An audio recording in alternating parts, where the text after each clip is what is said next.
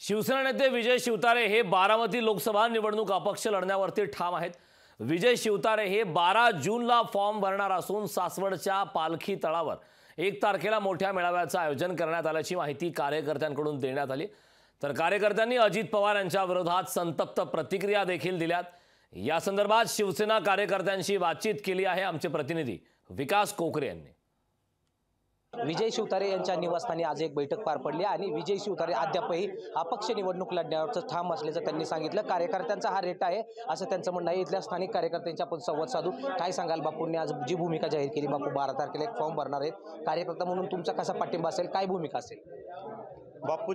बापूंनी जी भूमिका घेतलेली, बापूंची काम करण्याची पद्धत, आम्ही 5 वर्षाच्या आमदारकीचा टर्म असेल, त्याचबरोबर 5 वर्षाची मंत्रिपदाची जी टर्म असेल, या दोन्ही टर्ममध्ये आम्ही बापूची काम करण्याची पद्धत पाहिलेली।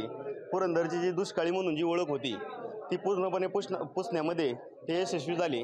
आणि जर हे खासदार म्हणून जर बापू जर निवडून आले तर आता बारामतीचा विकास झाला असं फक्त सांगितलं जातं, पण बारामतीचा फक्त शहरापुरता मर्यादित विकास आहे। पवारांनी 15-20 वर्षात ह्या पुरंदर तालुक्यात काम काय केलं हे आम्हाला तुम्ही सांगा।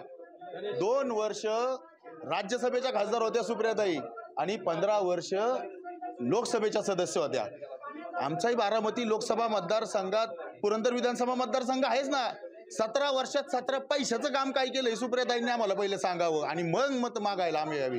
2019च्या निवडणुकीत बापूला सुद्धा अजित पवारांनी चॅलेंज केलं होतं, बाबा कसा निवडून येतो ते बघतो, कारण 40 वर्षे पुरंदरने तुम्हाला निवडूनच दिलंय ना आतापर्यंत।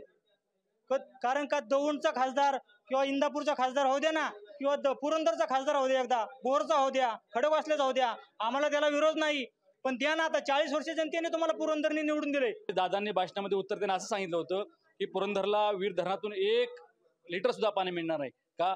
वीर धरणामध्ये जमिनी आमच्या गेला, विस्थापित लोक आमची झाली, मग आमची लोक विस्थापित झाल्यानंतर तुम्ही मलिदा खायचा आणि आम्हाला कुठंतरी देशोडी लावायचं काम केलं। विजय बापू शिवतारे 12 तारखेला आपल्या निवडणुकीचा एक फॉर्म भरणार आहेत आणि या फॉर्म वेळी पुरंदरवासीय असतील, बोहरवासीय असतील, या मोठ्या संख्येने उपस्थित राहत आहेत, हे पाहणं महत्त्वाचं ठरणार आहे। विकास कोकरे, लोकशाही मराठी, पुरंदर। लोकशाही मराठी ऐका, पहा, जागरूक रहा।